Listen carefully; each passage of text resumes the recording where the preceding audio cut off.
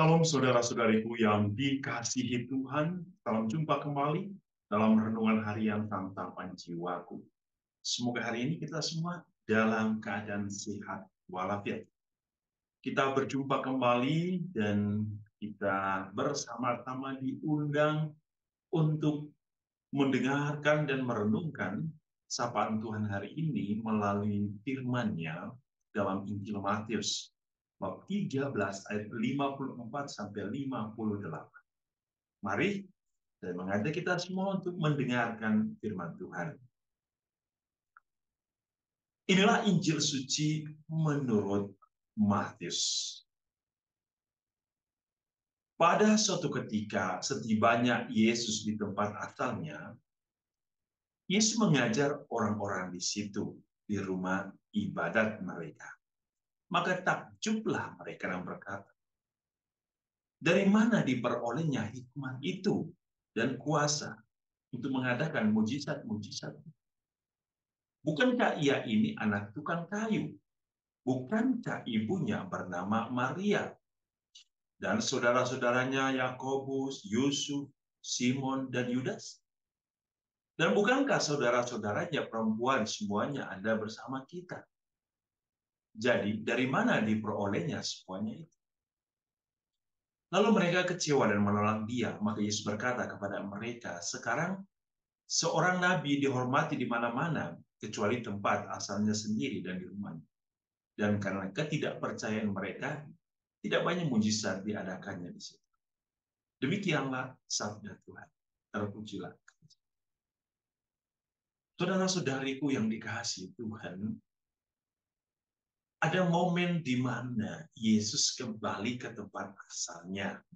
Setelah dia berjalan-jalan ya di pewartaan, kita tahu di Yerusalem, di Yeriko, terus di Kapernaum, di Galilea, dan kita mendengar hari ini bagaimana ada penolakan, ada ketidakpercayaan, ada keraguan-raguan, ada kebimbang. Loh, ini kan anak tukang kayu. Dari mana ia mendapatkan semuanya ini? Persoalan status sosial sering masih terjadi dalam hidup kita. Seolah-olah bahwa pengetahuan itu milik orang kaya. Seolah-olah pengetahuan itu milik orang-orang besar. Di sini apa yang mau kita lihat? Apa yang terjadi? Mereka belum mengenal secara benar, secara baik, siapakah Yesus itu. Ketidakpercayaan mereka, keraguan-raguan mereka, karena mereka belum mengenal. Kita tahu ada sebuah ungkapan. Dikenal, maka dicintai. Dicintai, maka disayangi. Disayangi, maka dimiliki. Bagaimana orang bisa mencintai? Bagaimana orang bisa menyayang? Bagaimana orang bisa memiliki Yesus? Kalau mereka tidak ingin mengenal Yesus dengan baik, mereka hanya mengenal Yesus sebatas hubungan darah. Oh, dia anak tukang kayu. Ibunya Maria, saudara-saudaranya, saudara-saudaranya di sini. Ini persoalan yang sangat sensitif di sini. Ketika orang hanya mengenal dari satu sisi yang paling kecil saja, tanpa melihat sebuah sisi yang lebih besar tentang siapa Yesus, maka disinilah yang terjadi bahwa ada ketidakpercayaan, ketidakyakinan. Mereka tidak mendapatkan apa-apa. Kita mendengar bahwa Yesus tidak banyak mujizat karena mereka tidak yakin. Karena mujizat itu kan harus terjadi ketika orang percaya. Ketika orang tidak percaya, bagaimana mujizat itu bisa terjadi? Ini menjadi poin bagi kita. Kadang kita ingin mujizat dalam hidup, tapi kita malas doa, malas gereja, malas berbuat baik, tidak peduli sama orang lain, ya, suka-suka kita, bahkan meragukan Allah. Banyak pertanyaan yang kadang-kadang tidak masuk akal.